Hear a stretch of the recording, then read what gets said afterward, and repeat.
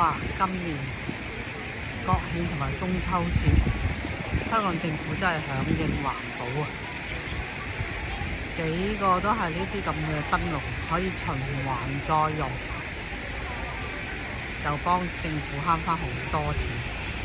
哇！抵讚啦！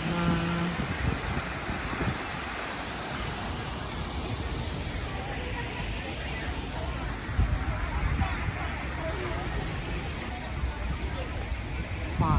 一色一亮，留返下一年再用。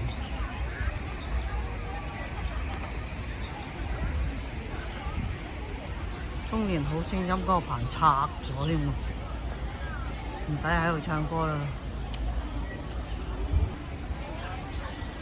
全部都係呢啲燈籠，留返下一年再用。